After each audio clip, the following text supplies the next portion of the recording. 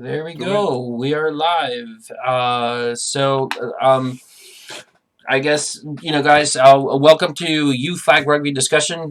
This is going to be a podcast focusing primarily on youth, non contact, mixed gender rugby union. There's no intro animation, there's no music, just sort of bare bones discussion about youth rugby. We've got some coaches here, and we may bring in some ghosts or some other guests or co-hosts that are not uh, uh, uh, coaches at some point in the future. Guys, we need to put voices to names. So let's just go down the Discord order. Just say who you are and just a quick little background of what brought you to where you are rugby experience wise. So I'm Navesh, Coach JJ for short. I'm the founder of Centaurs Rugby Boston. I've moved here from Singapore 2 years ago, where I trained and coached kids from 6 upwards to 12, approximately 80 kids in an age group. I found myself in Boston, helped out with the Wolfhounds for a bit, and set up the club. And this is our second year running, and it's been an awesome experience and great community. Awesome. I'll hand it over to you. So Shaggy, you're up. I'm Pete Finneran, Shaggy. I'm from Marshfield, and I started Marshfield High School, one of the oldest teams on the East Coast in the area. Played in college, came back, helped. Was a founding member of a South Shore Anchors team. Found myself with a bunch of kids that were able to play rugby, so we jumped on the Sharks. I started coaching, then I took over operations of the Sharks Youth Rugby. Found myself in the middle of Mass Youth Rugby, so now I'm pitching in with that. I'm the clerk of the Mass Youth Rugby organization, and just looking for the next thing. My name's Steve Cygnus, coach with the Rentham Barbarians, and I grew up with a dad that played rugby. It was a big rugby community in Pennsylvania when I was a kid. Played a little bit in college, but then got away from it, a number of years away from it, and happened to stumble across a guy named Chip Walker, who was throwing the rugby ball around with some kids here in Rentham. Joined up with him, and the next year he founded a team, and pretty much the next year or two he moved to Texas. So I ended up taking over what was then the Rentham Acorns. We've rebranded and grown. Now we have kindergarten through high school teams, and we've been playing for about 7-8 years now in Rentham. Fantastic. And sorry, I am Daniel Mejia. I am with the Barbarians also. I played in high school, played in college, men's. I coached those levels also. Rugby's been fantastic. And just as a fluke, I found the Barbarians. And just as a fluke, my kids decided they liked rugby when they didn't like any other sport. We tried everything, and they seem to be enjoying it. So I have to be very careful and double check with them. Make it very clear to them that this is a daddy thing. If they want to keep doing it, they're not in daddy's good grace if they keep doing it. So that's the one thing on a personal note that I kind of have to be able to balance out. All right, so what we're going to do is transition over to news and updates. Does anybody have any news associated, kind of in general, but ideally focusing on youth rugby? I'll start off at Centaurs. So we're second year in. We're starting April 6th. Big news. So we've just brought in Daryl Jackson from Rugby USA, who was the regional development officer in New England. So he'll be starting up with us in April, and we're looking forward to that. And you know what, JJ? If at some point, if you could put the URL to your website or the something with Daryl on the show notes, I'll share it on the screen so people can see that. That'd be great. Thank you. All right. Anybody else? Any other news? The Sharks. So the Sharks will be starting up April 2nd. We're looking for, this will be our 8th year. Registration is going to be opening in earnest coming up. So we're looking for doubling our numbers again this year. Hoping to go on. You know what? That might be a really neat thing to talk about in the future. You said doubling and doubling again. If you're seeing that degree of growth, that's a great topic to discuss at some point in the future. Because I mean, that's incredible. That's the goal every year.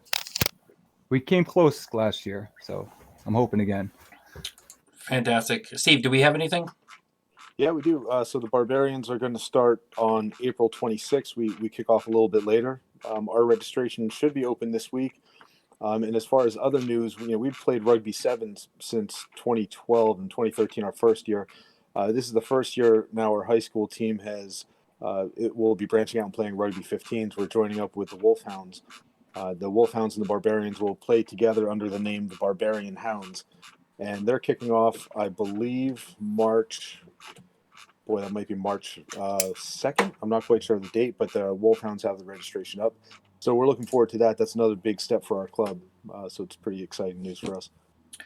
Yeah, that is definitely super cool. So I'm definitely behind the ball here. But what I'm doing is I've just shared the Facebook for the Centaurs. So I'm sharing that on the screen right now. As time allows, and whether I can find it at some point, I'll go ahead and I'll put up the one for the Barbarian Hounds, which, by the way, that logo is just ridiculously cool. It's pretty cool. Yeah, that's just way too cool. All right, so let's go ahead and transition into sort of the meat of what we're going to be talking about, and that is what I'm referring to as ages and stages. So I guess we can all talk a little bit about what we mean by that, but I think for the most part is what it means to a coach like me is based on the groupings that we have now for Myro, and I guess we should make it clear that we're in Northeast and we're in the Myro League, and that in itself might be an interesting topic to talk about in the future. But right now we have the different groupings being, and everybody keep me honest here. We got kindergarten through second grade, and Steve, you're focusing on that age group, is that right? That's correct. Fantastic. So that's one grouping. Then it's third grade through fourth grade, then fifth grade to sixth grade. Then we have junior high school and high school. So JJ, when we talk about ages and stages, Shaggy, when we talk about ages and stages, not going too deep into what exactly is in every single one of those. What does that mean to you when we bring up this topic? I suppose we probably share the understanding, but the younger, you're talking essentially about kids coming in at a younger age, having fun, developing a love for the game, progressively learning skills, and the right skills to keep them in the game and interested. And then And Shaggy, we had a chance to talk about this earlier, and I think you were looking at it sort of from a groupings and quadrants. Is that the direction of the conversation we had earlier? Yeah. So I mean, the way I generally look at the stages. So you have your goals as they come in for every stage, for every age group. Your goals should be different to entice the kids into the sport at that age. And so what I like to do as an administrator, just thinking of how we progress, or how my coaches are progressing, and how I want them to visualize their progressions, is you create that excitement, and you split things up into four groups, four stages of progression through each stage. Stage one is to get the kids excited and in. Stage two is progressing, building skills, making it more rugby centric rather than just an excitement into the stage. Stage three would be refining your skills, to whatever extent is applicable to that age group. And stage four is getting them ready mentally and physically for the next age grouping. So that's the way I generally break down You know what's funny is each. Yeah, you know what's funny is, order. now that we're talking about it again, or we're cycling, we're coming around to talk about it again. You mentioned the kids, and this entire time I've been thinking about it from a kid's perspective, and I think we're all pretty much on the same page. It's what do we expect the kids to be able to do at each stage, and as a coach, what do you expect to be able to provide for the kid in preparation for the next stage? But you also mentioned the coaches, and I didn't even think about it from that perspective. I think it's really straightforward to think about what I need to do in order for the kids to be ready for the next stage, and what I expect the past coach to give to me.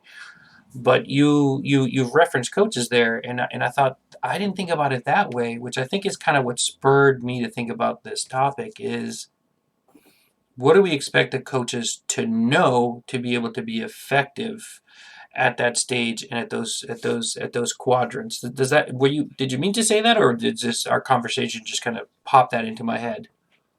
It wouldn't necessarily be what they need to know. It would just be it could be very like an organic thing, as long as the progression, those progressions should be organic, as kids are,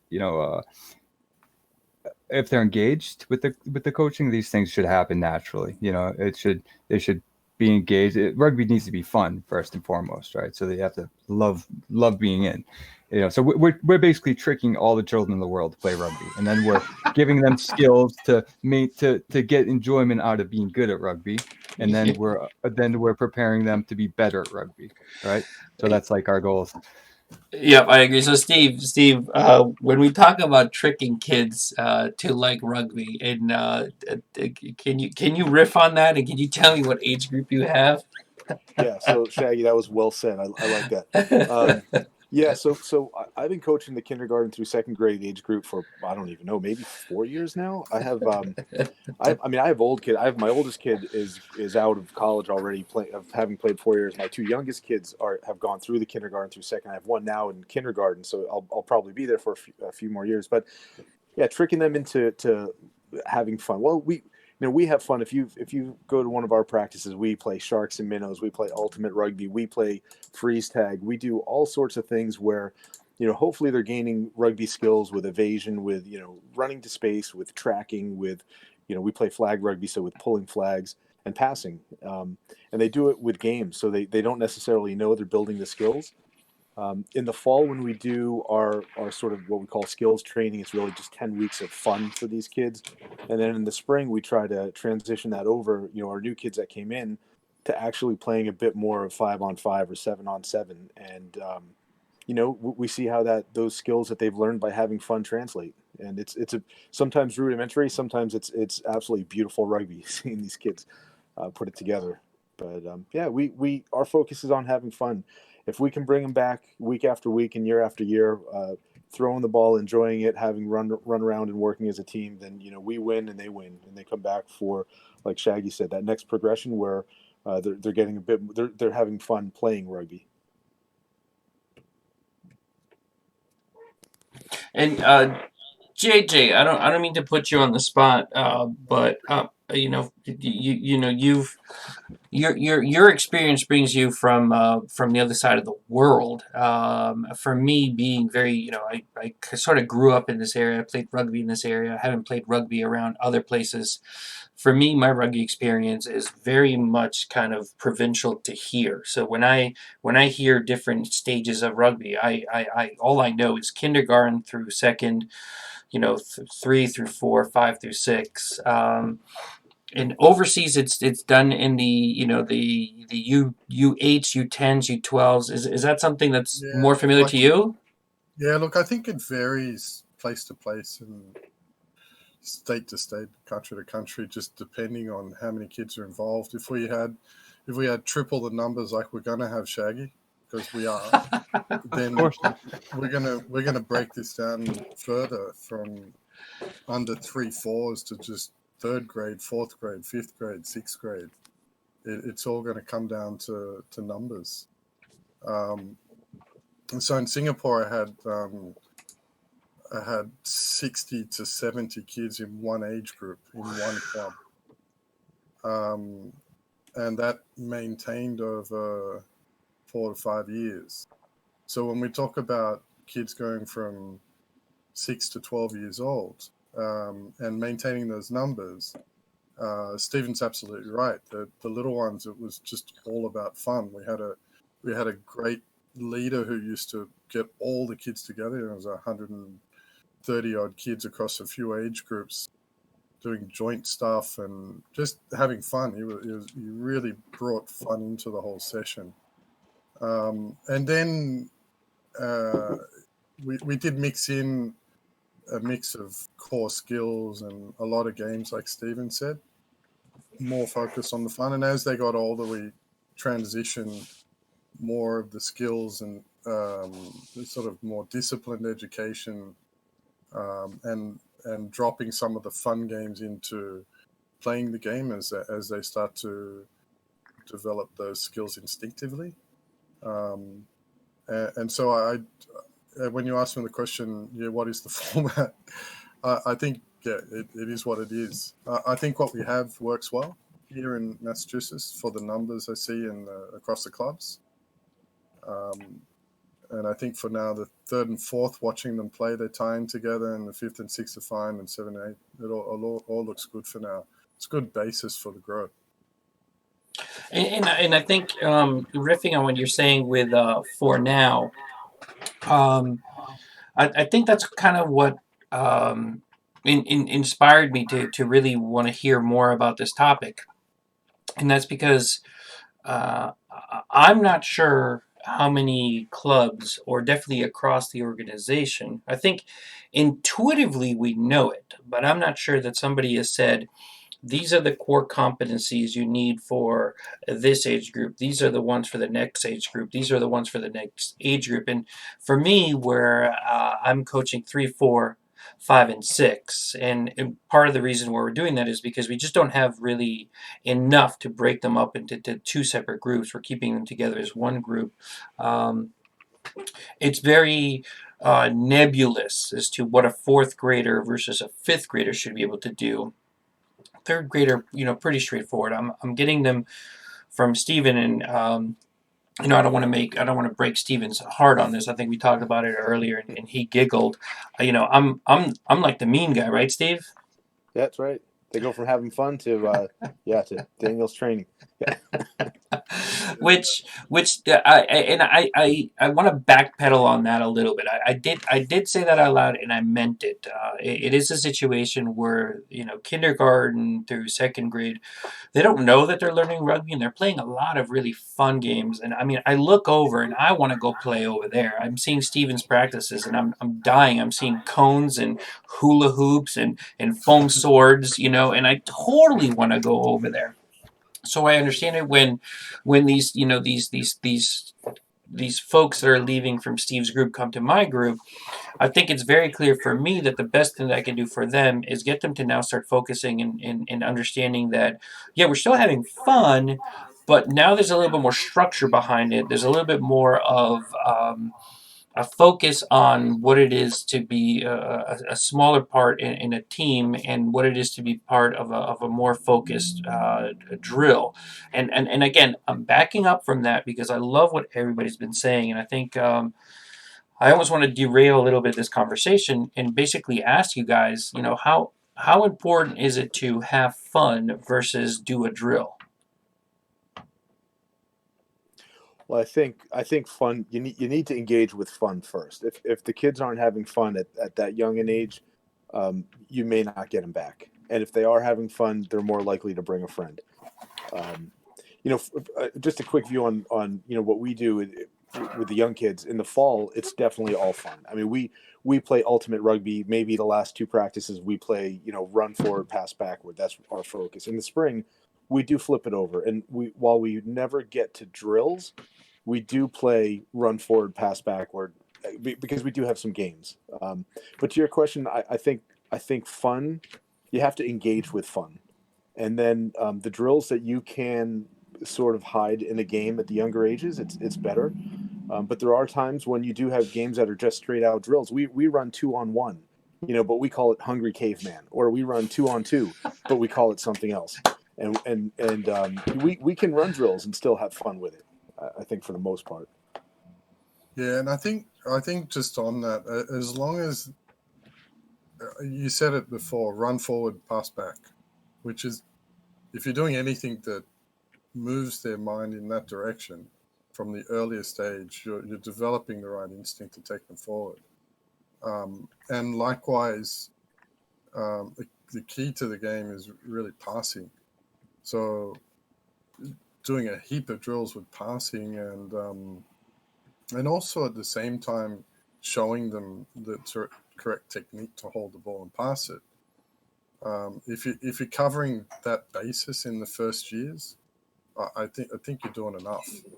If the rest is games and having fun around it, it's enough to take them forward and hand them over to you, Daniel. Yeah, absolutely. And Shaggy, I think you kept saying fun over and over again, being one of the quadrants at every stage. Is that right?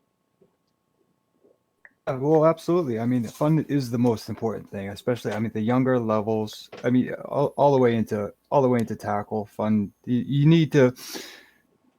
Things need to be exciting, and the kids need to be engaged in certain ways. And I don't keep things. I try to keep.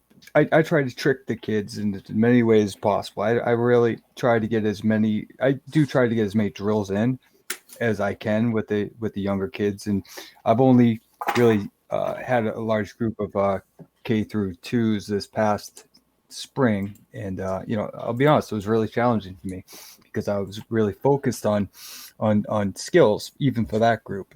And what I found with them, I know it's pretty impossible. It wasn't working. It didn't work out to begin with. But what I found was once you add in, being flexible and seeing what they were enjoying, and what I found this particular group enjoyed was you throw in a stopwatch, you string things together, make an obstacle course, do things like that. Um, but it was a matter of, at any age, if they're not enjoying themselves, there's no reason to be there. And just games at the younger ages and engage them, and that's the most important thing. Yeah, Shaggy, I think you hit on something very important there, and it's probably having moved around different clubs and different sizes and age groups. Going into your sessions, knowing how many kids you're going to have and in what age group, and you knowing you have enough of them to plan the session properly suitable for that age group is a real privilege sometimes. I know when you come in and you've got 1 or 2 Ks and then you've got like a heap of twos, it's really difficult to run sessions that you become very inclusive for them all. So it's important, I think, as I've just learnt over the years starting it up here with, we had 20, 30 kids to start with from K up to 6. You could see some of the kids just losing out a little bit. So it was important to just be flexible on turning up and changing what you were going to do on the day to keep it fun. It was a struggle. I definitely agree with that. And that's one of the things that we do. I get there early and I'll set up maybe 10 different grids, 10 games, flags and cones and balls at different areas. And we may not do half of them, or we may do all of them, depending on how the kids are sort of gelling and how they're reacting to what we're doing. We may quit something after 3 minutes, 5 minutes, and move on to something else that we know they're going to like. Get them back into it, get the energy back, and then move them on to something else. Because as you mentioned, Navesh, K through 2, it's only 3 years apart, but the development of some K kids versus second grade they're worlds apart. So that can be a challenge.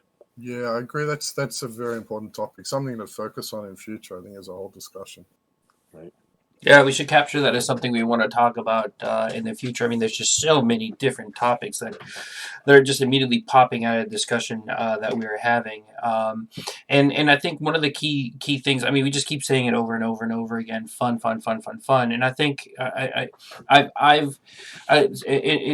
in my rugby experience, I was also the collegiate D3 director for New England Rugby, and so I saw college teams trying to start and fail, and then I've through my experience being in other clubs, I've seen youth clubs trying to start and fail, and and I think a lot of it was due to outside forces, but a lot of it was a significant amount was the awareness not being there that you have to coach these kids very differently than you would coach, college or even high school. And the focus there is you have to trick them. We keep saying have fun and trick them into learning rugby.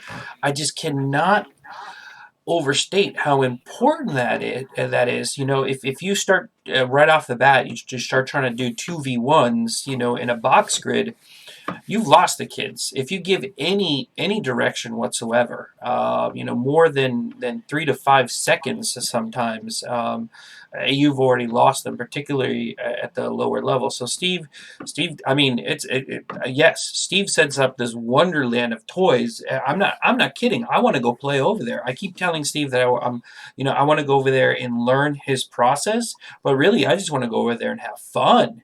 Um, it, I've seen Stephen do it. I also I feel the same, Daniel. Yeah, we have fun. That's for sure. It's just Party at Steve's. What's that? Party at Steve's. Yeah, no, Party at Steve's.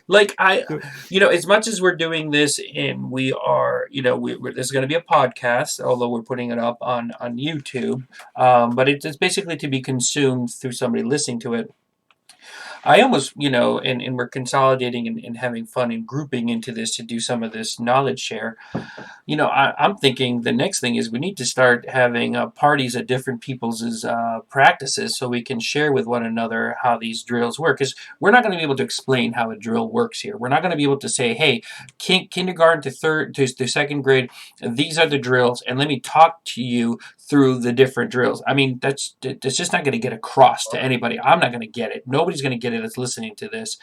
And if you put it up on, if we try to put little X's and O's and try to see how the drill moves, I think all of us have struggled through reading drills, no matter how pretty they were put up there. Or I don't know, actually, let me throw that question out to you guys.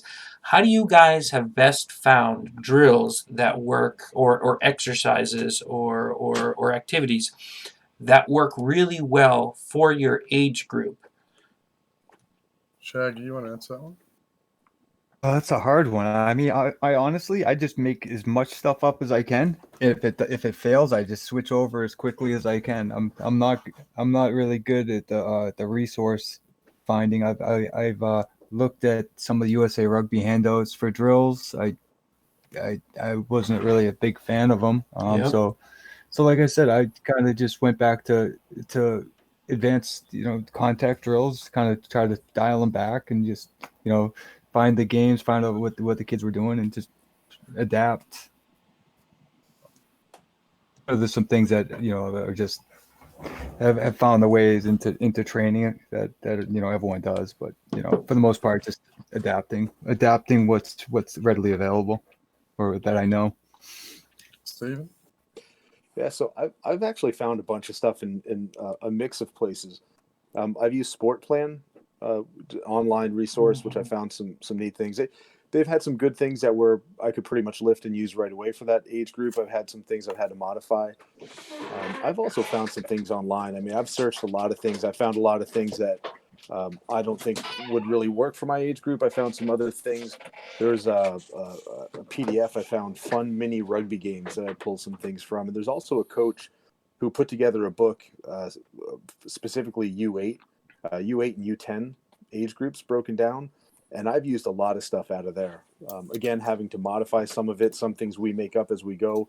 One of the things we did in Navesh, I think the day that you stopped out to our practice, we have a couple kids that like to make up their own games. So I give them an opportunity, and they're not always, we don't always stick with them, but every once in a while they come up with a game that's pretty good. It builds some skill, and they have a lot of fun doing it. It gets them engaged.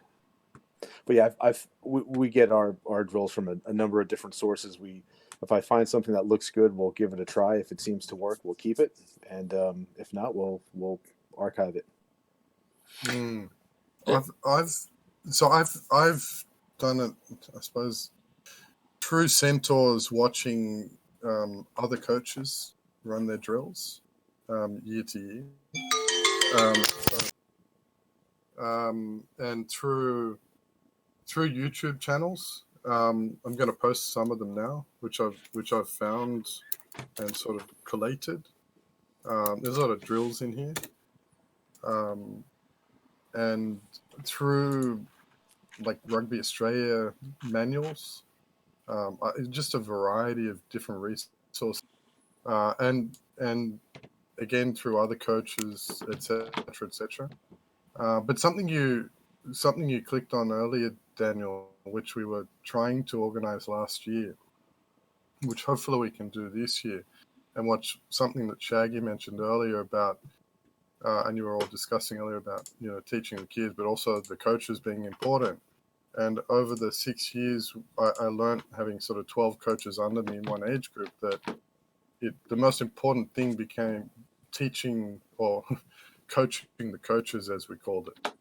So coaching the coaches meant better education, learning, fun for the kids. So the more input from the different coaches, we just developed more ideas and drills. Some came from Argentina, and they're just coming from different places around the world, and some were better than others. Yeah. Yeah, I think there's no like standard way. It's almost like there's as many different people there are different ways of developing as a coach. So Navesh, I put up just a quick view of the URL that you gave me, but sort of continuing on that thought, it's almost like everybody has to find their own way, and a lot of it is really kind of I don't know, experimenting and mentoring and dissecting. I've taken a lot of coaching classes through USA Rugby. I've taken a lot of coaching classes for other sports, and the one thing that they've always mentioned is that what makes a good drill is the the part whole part, and that also that is not so removed from the game itself or the game condition or game situation, that it's difficult for the player to understand how it pertains to the game itself. So you want to make it as game specific, pardon me, as possible. And also a good drill should be able to scale down to its core. You should be able to take sort of like the high school version of it and break it down to the kindergarten version of it, move it up to the college level, and then to the PhD level. So a lot of the drills that I use in any circumstance, not only do I want the team and the players to advance through different stages and have the right drill or exercise for those different stages, but the drill itself should be able to grow or scale down if it's become clear that the kids are being too challenged by it and they're turning off. You want them in that perfect zone of being challenged, but not being taxed so much. Does that make sense? Yep. I agree with you 100%, Daniel. I think scaling down the advanced drills also gives, it eases into progression as well. So I like the mindset. Yeah, I agree with that. So let me kind of bring things back into the topic that we were talking about. So we've gone in a lot of directions that I think is going to it's giving me a lot of food for thought. But now let's bring it down and pin it down to what are the right things to to be ready for a kindergarten through second, third, fourth, fifth, sixth, junior high school. I think maybe we can leave junior high school out of this because that's now contact. And maybe I can talk a little bit to that actually, because my group is 3 to 4, 5 to 6. But if we bring it down to the core of the topic that we were talking about, and ages and stages, what guides you to make sure that you are giving money's worth to the parents and the kids at the different age levels. And I'm using inflammatory, terms in discussion to kind of, make an impact and really, bring a very black and white, which we know not everything is, to the topic. So what do you use as a guideline? We're not going to sit there and talk about every drill that we use, but what do you use as a guideline to ensure that that you are providing kindergarten through second, third through fourth, fifth through sixth, and or a perfectly good answer is, I don't know. I'm just doing the best I can, because a lot of times I feel exactly like that. I feel like I don't really know sometimes where the demarcation is. So what are we doing to do that? And is it really that valuable to break it up and be really rigid in that? Does that make sense? Yeah. So, I mean, if we're talking about K through second, like you had mentioned, what do we have to maybe show value for the parents or make the parents happy? I think, one of the biggest things for the parents version, they see the kids active, they see all the kids moving. They're not sitting and waiting like they are. I won't call out any other sports individually, but we have them out there moving all the time. So the things that we're doing there, we're giving the kids exercise, having them constantly involved. The parents are happy, the kids are happy. If we're talking about progression, like what do I need to deliver to my kids to have them go to the third, fourth grade team? I think we talked about it a bit earlier. The big thing is hopefully they've gained some skills without knowing it from the games that we've done, and then in the spring season, the last spring summer season they played with me, we're running forward, passing backward, and we are having games now. We have K through second teams, other teams that we played Newport, Mystic, Marshfield. We played around a couple places, so. I'm hoping for the kids, what I've given them is a basic toolbox, to pull some things out of, and a basic understanding of the game. So when they go to third, fourth, they're ready to play with the bigger kids with in a faster game. So I'm just going to chime in. Sorry. So look, as we know, we've mentioned this Colorado have a game format, so I'm just looking at that. But while you're going through the ages, I might just fill in what they do under their game format. So to help, I've actually put it onto the stream itself. So if you want to talk through it, just go talking through, and I'll make sure that I move through the through the screens. Yeah. So as you go up through the age groups, I'll just you guys go through it. I'll just fill in from Singapore, from what we do there, and from what Colorado are doing, because they seem to align, and maybe to what we're doing in Massachusetts. So what Stephen said is effectively right. In Colorado, it's under 8, 5, 6, and 7. Evasion, invasion, pass, catch, run. That's their skill focus. No scrums, no advancement. And it's important that kids really only learn a couple of things at a time. You give them a car to drive and 10 things to think about, and they really won't develop anything very well. When you reduce the amount of things they need to learn and focus in on them, especially with the limited time we have to teach them, you have to focus in on the important things. So I think that's all aligned from what I can see. Absolutely. So I'll be honest. Again, because I have 3, 4, 5, and 6, there's a very nebulous group. I'm getting the kids that Steve just brought to me, and I swear my heart melted. Steve, what happens when some of your kids have their flags pulled? Oh, well, they're overcome with some emotion. Some of them. They cry. They cry. Yeah. When I heard that, my heart just melted. I was like, of course, of course.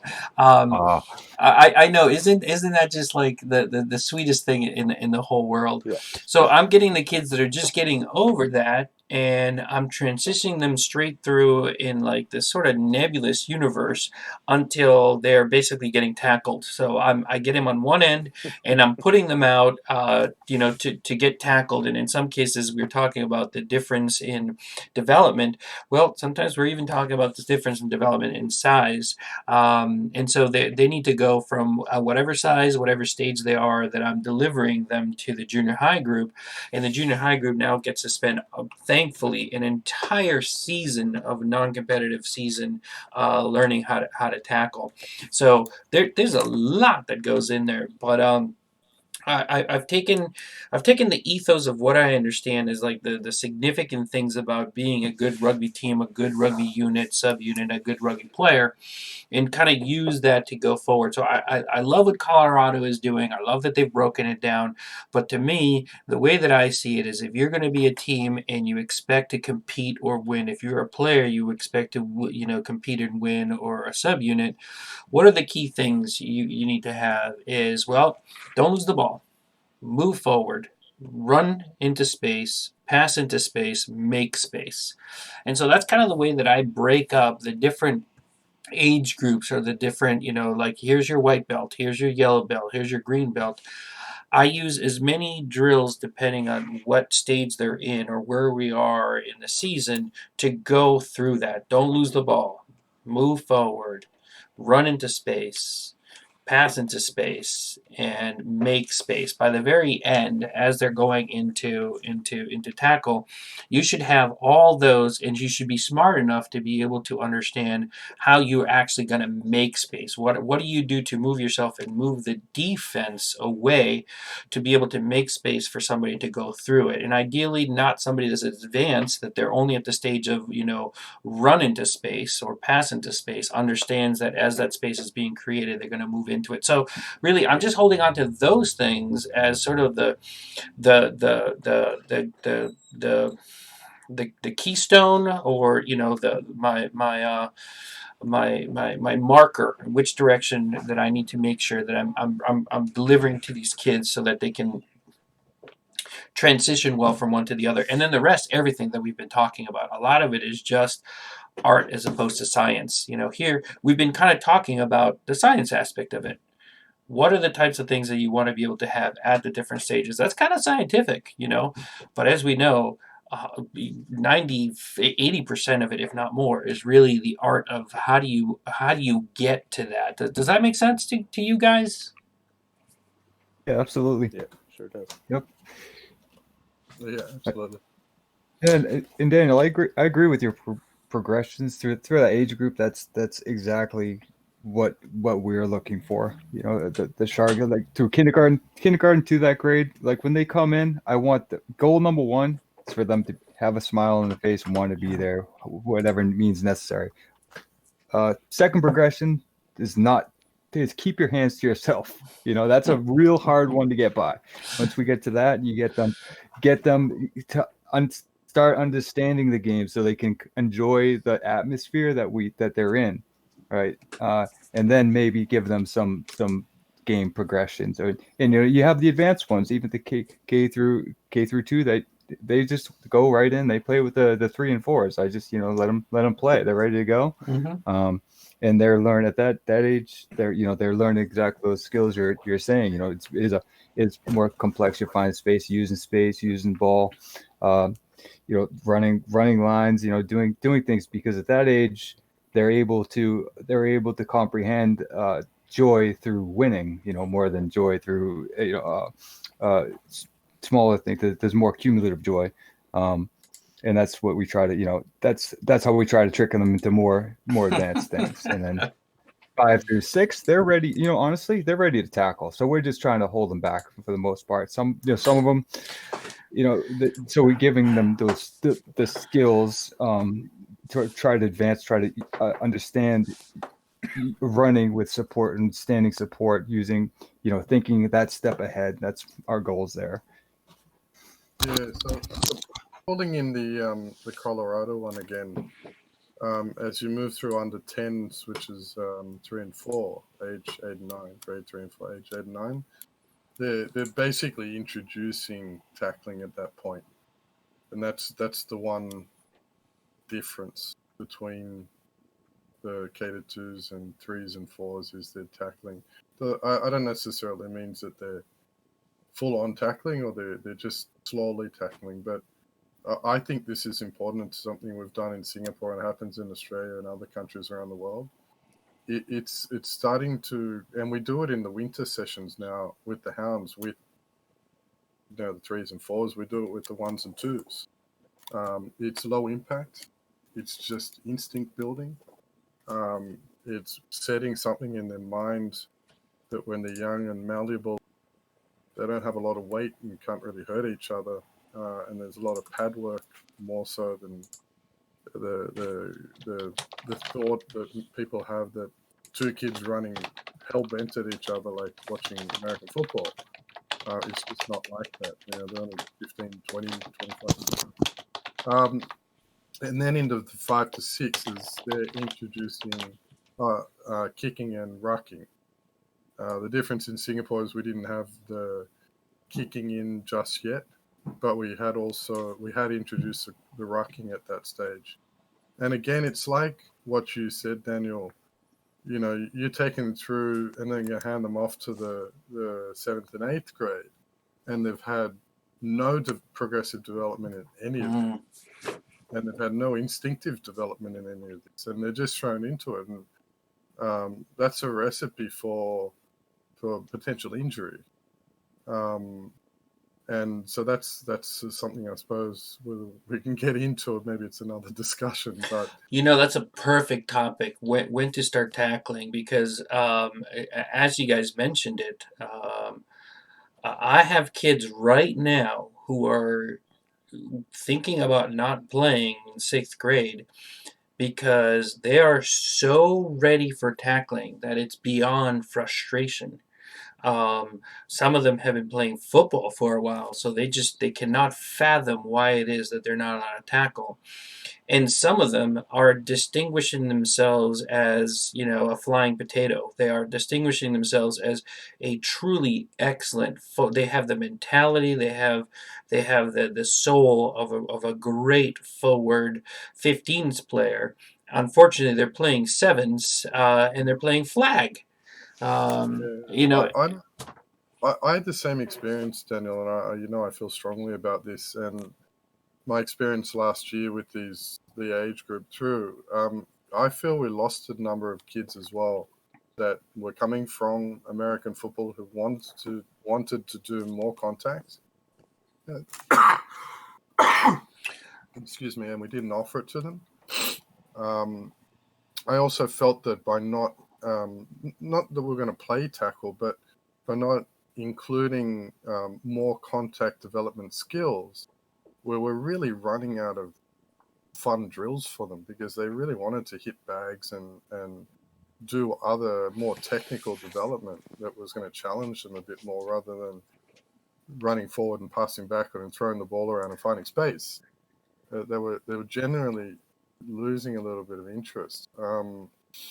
And so in the fall session, we ran 10 weeks and we did introduce all that. And the playing training sessions had a lot more dynamics to them and a lot more variance to what we were doing in the training session. So they're a lot more fun as a result of that. And they were no less safe.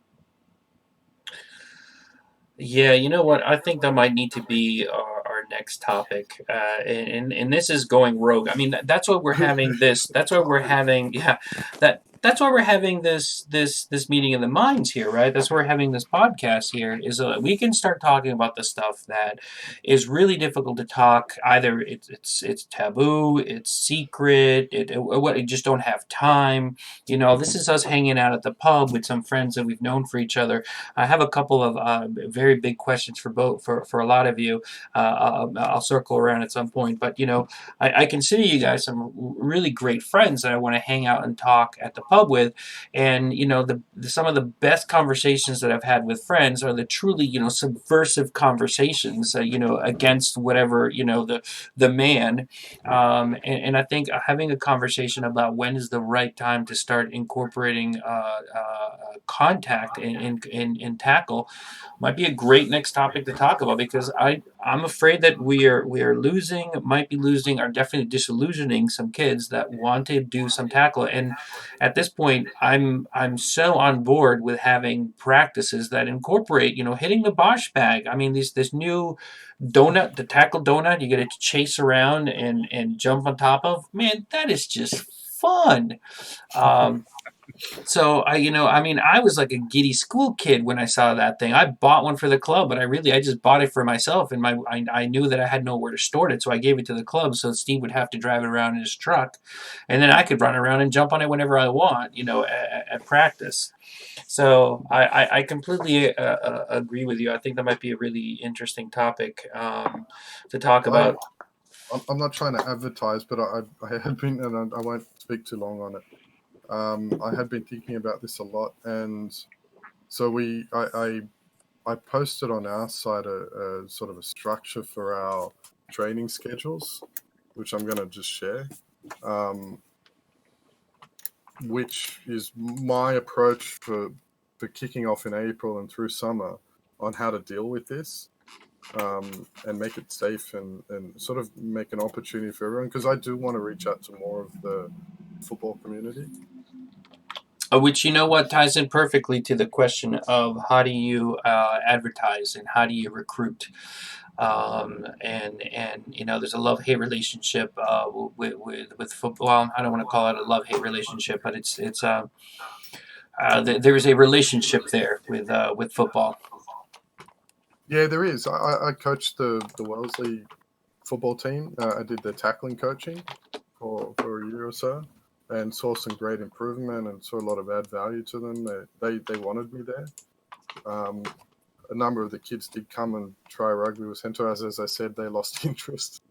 The football guys. I'm hoping that I can offer this solution for them to develop skills that help them with their football as well in their off season. Yep, that makes sense. All right, so I'm going to put a pin on the conversation about tackle because that's an entire discussion that we could be having that I think everybody would benefit from seeing.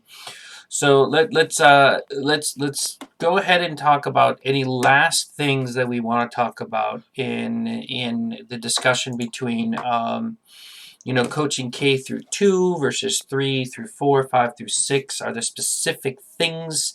What do you do to prepare the kids, for the next stage? Is it right to segregate it that way? Is it not? Is there anything else we want to discuss and explore in that conversation? Because if not, we can go ahead and move to the next topic, and that is the small topic. We have one big topic per podcast and one small topic, and the next small topic is flags. So we're non-contact, we're mixed gender, but flags. What are the benefits of actually using flags versus touch versus no flags at all? So do we have anything else that we want to talk about that just didn't fit into the agenda, or do we want to transition now into using flags versus touch?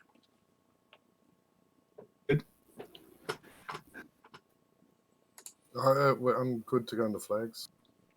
Everybody good? All right. So flags, are they the best next thing since sliced bread, or are they cumbersome, difficult? Why is the U.S. using them? What are other people doing? What are the strengths and benefits of it? Yeah, so I may not be the biggest fan of using flags, but I will say for my age group, I wouldn't want to do touch. For the kindergarten through second graders, Shaggy mentioned it earlier. You just try to keep them with their hands to themselves. They can pull the flag. Don't touch the ball. Don't touch the player. So I think it's a challenge with that age group. I do prefer using flags. It's very clear when someone's been tackled, they have a flag in their hand. They should have it straight up in the air. I think with the older kids, there's an argument to be made with touch. You can do touch and go to the ground and mimic a ruck much better. So with the older kids, I think touch has worked pretty well when we've used it. I just know for my group, I don't think that's a viable option. I mean, I would definitely. I like flag for a number of reasons for these groupings. The first one is it's an easily identifiable marker for the referees. We're constantly having new refs all the time. So to throw a ref in and to have them delineate a mark of a touch versus a flagpole are two very different things. So I think just in regards to for game flow, I think flag is preferable at the younger ages, anyways. And also, it's a recognizable it's more recognizable as a non-contact sport. Like so, for instance, we have NFL flag football, which is super popular. So in a in a sense, we're kind of we're more palatable because of that. Because it's being non-contact, it's just more recognizable as as it is like with flag football. But it's definitely for the older kids, a touch and ruck would be awesome if we could progress the rules to that point. But the rule progression's been an issue. But the real thing is just that clear delineation of the tackle.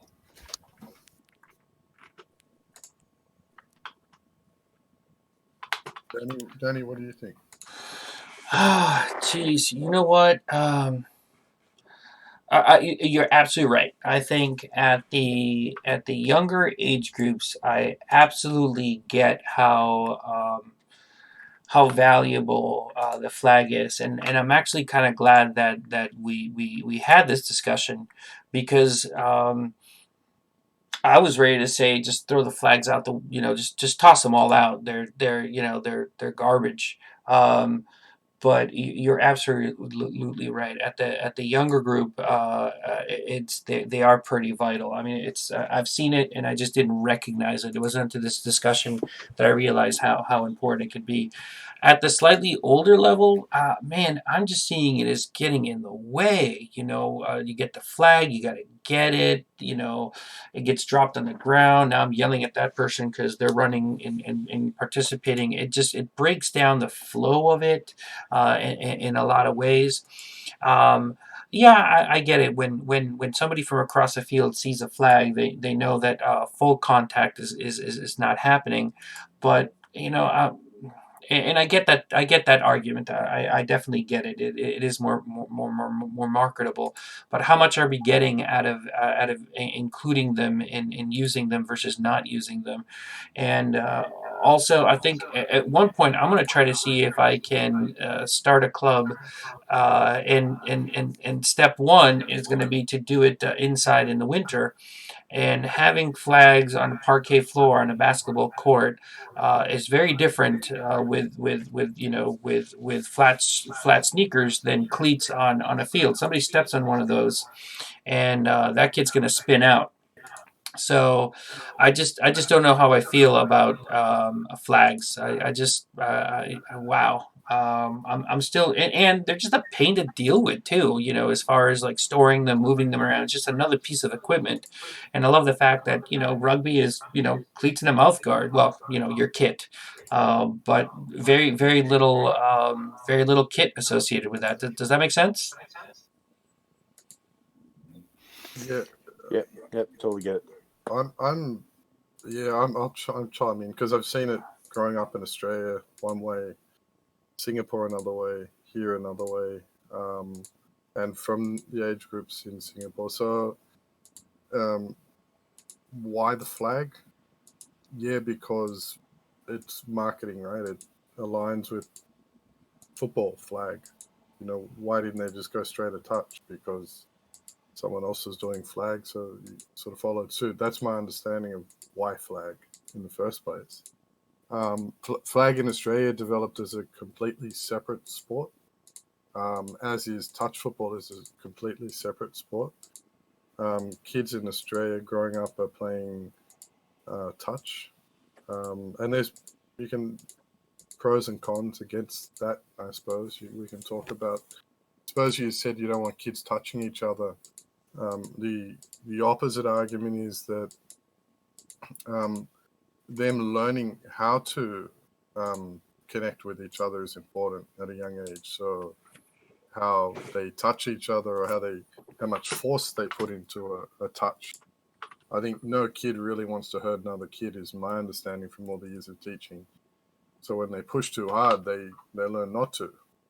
And they start to develop an awareness of weight and movement, etc., etc. There's probably one side to it. Yeah, ease of game and structure, and easy to code, so to referee and make calls on. That's all true. I also feel that sometimes rugby is about whatever the ref says, that just goes, and that's the law of rugby, and everyone lives by it, and no one complains. And it's an ethos behind rugby. If the ref's made a bad call, just suck it and keep going with the game. And yes, touch may be harder to identify, but equally there's bad calls made in flag. There's pros and cons there. I do believe ultimately, though, that it's not black or white from looking at it. I think what Stephen said earlier and what you're saying later is somewhere in the middle. You start with flag, that's fine. You train like we train with flag and with touch at those age groups, and we go into touch tournaments. At all through those age groups, we play with flag and touch. Just because it's easy to set up. Doesn't take as long. The kids get comfortable with it, and the game moves a bit faster with that. So I think you've all got something right in there. I think the formula is just a combination. Yep, absolutely. Anybody else? I mean, I'm not hearing clear cut one way or the other. I mean, there's definitely a place for it, but anybody else? Anything else? I think that they could be two separate games. Two separate pathways. Really, I mean, just touch rugby is an ends to a means. So it could. I understand that would be preferable over flag, and just it is if someone wants to play touch their whole life, they can start training with us and keep going, and travel the world, go and play for the USA if they so desire. And Shaggy, there's something. There's a pathway. Yep. So and Shaggy, you're right. That's just, I mean, in Australia, there's just so many people playing that there's enough numbers to have multiple forms of competitions, but we don't really have the luxury here at the moment to be running all those things. But Right. Yeah. All right. It sounds like we've run out of steam on that topic. If we can think of more, maybe we'll bring it back at some point in the future. We revisit it if we decide to. But let's go ahead and start wrapping this up. So in closing, let's just go around the horn, just from top of the Discord a list down to the bottom. Just I don't know if you want to give a shout out or an announcement or something. Go right ahead, guys. I want to shout out to the whole rugby community to say thank you for welcoming us in. It's been awesome. We really enjoyed it, and there's a lot of parent, player, coach interactions. It's been great to be a part of it. Thank you. Absolutely. Mine's going to be more focused and not so altruistic. Shout out to the Free Jacks, the new professional rugby team in New England. I'll be honest, I was very against the league. I've seen some of the other leagues and some of the other players that tried to play in those leagues, and I was real, the negative Nancy about it. Not disparaging against anybody named Nancy, but I'm looking forward to it, and I think the coaches from our club have we've decided to get tickets to it, and I'm starting to look forward to it. So. A shout out to them, their efforts. Everybody knows how difficult it is to get a club going, and I cannot imagine some of the other things that they have to deal with when trying to get a professional rugby club going. So shout out to them. Shaggy? Well, my shout outs to all the potential players out there who live somewhere near the South Shore in Massachusetts. South Shore Sharks are open registration soon. Come on in, boys. Steve? Yeah, my shout out would be probably the parents that are signing their kids up to play that don't know much about rugby, but we've been able to grow. Yeah. We hit last year was the biggest teams that we fielded. We had 2 middle school teams. We had a bunch of kids in K through second. So shout out to the parents taking a risk on a sport they don't know. The kids come out and love it, and they stick around. So spread the word. Absolutely. All right, folks. I think we've gotten to the end of this. Our schedule for now, loosely, is we're going to be meeting on Tuesdays. So at some point, who knows? Maybe we'll have people actually watching the live stream and contributing with topics and feedback and information on their end. But for now, we're going to do the best to keep this going. Ideally, we'll get a 7 to 10 episode run. That should get us a good, roundup of topics. But that's pretty much it. You guys, I really should have said shout out to you guys for deciding to participate in this. This is a lot of fun, and hopefully, other people will find use in this. So. Other than that, I'm going to go ahead and I'm going to end the stream